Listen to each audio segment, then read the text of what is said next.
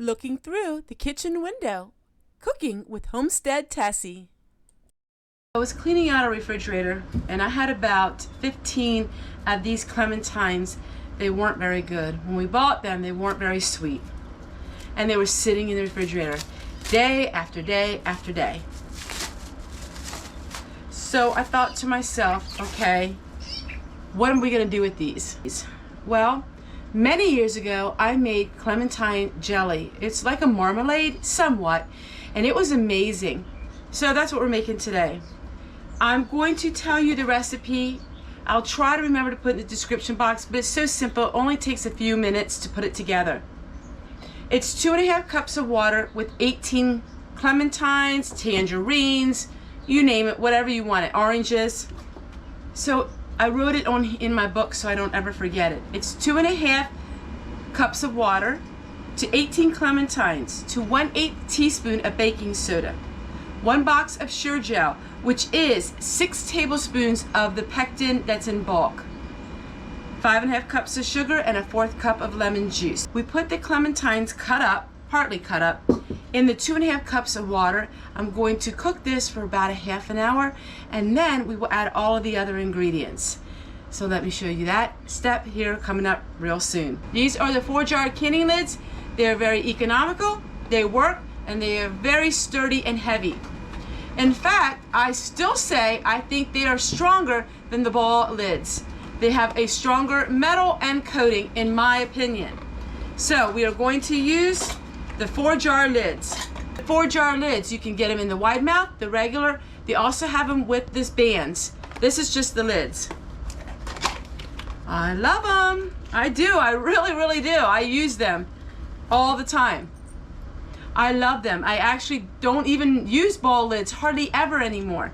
So what I'm going to do is, because we are not pressure canning, these lids need to be in hot water.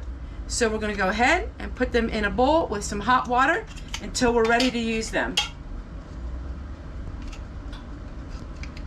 I'm not sure how many jars this is going to make, so I'll just start with the smaller amount, and then if I need more, we'll do more. Right there, they are in the hot water. I picked up these jars on Amazon. They are adorable. It was only $15 for 20 of them. I thought that was a really good deal.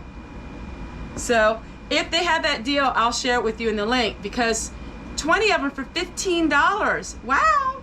Happy, happy. Never seen anyone's like this in the store. They are so cool. All right.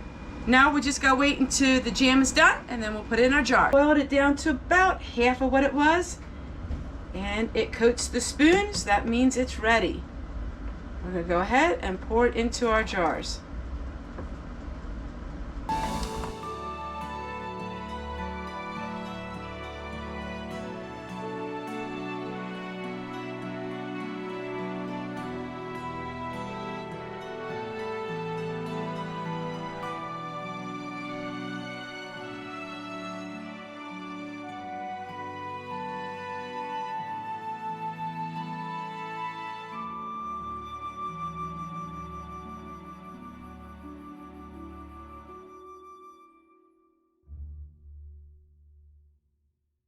I want to show you that I'm dehydrating all of the skins to those tangerines or clementines. I think it was both. I had a mixture of both of them. This is my very old Nesco. Nescos are the most frugal way of going when it comes to dehydrators, and there's nothing wrong with them. They work amazing. So let me show you. They're almost dry already, and they've only been in about 2 hours. Now I have it up the whole way to 140 degrees simply because I'm not going to be eating these most likely. This is going to be used in my soaps. So I use this as a benefit for my soaps. It also makes the color really pretty. So we are almost done with these. These Nescos are amazing. They work great. I've had these now over 6 years and I love them. I also use my more expensive dehydrators, but to be honest with you, they both do the same thing. The other ones, the more expensive ones, just has more bells and whistles, like it has lights and it has a glass where you can see what's dehydrating.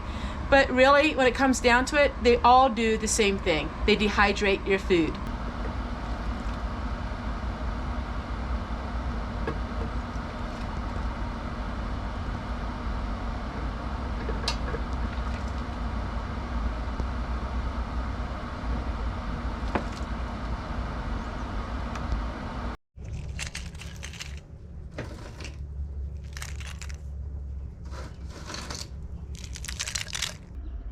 That it's perfect.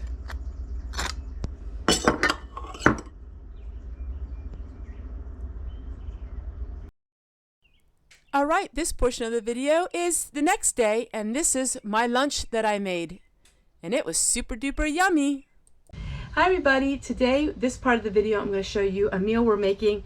Now it's not going to be a recipe that you follow, but I thought I would just share with you what it looks like. So I'm making chicken. I just recently did a video on breading chicken, and I put that in the freezer, and now we're going to use the air fryer, and we are going to brown that chicken and make it real perfect. We're going to have from the pantry some dehydrated potatoes. We're going to mash potatoes, and then we're going to have some peas.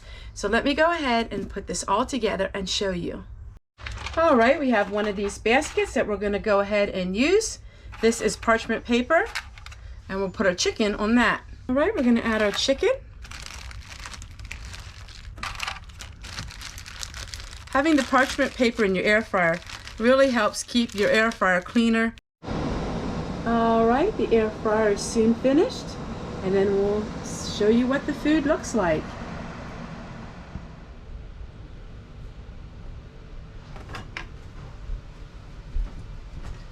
All right, we're going to put our peas in this one, and then we'll have our mashed potatoes in this one. Just a little bit of potatoes, and then I let that, it heats it up quicker. And then when it's really good and hot, I will add more potatoes. I like using the air fryer for quick meals, and you're not cooking with grease or with fat. It cooks everything so nice and moist, and it cooks it really fast. And that is how nice the air fryer makes the meal. All right, everything's finished. We need some ketchup or some barbecue sauce, and now we have a meal. And with the leftover food, I made our very own TV dinners. Now we have another meal for tomorrow or the next day.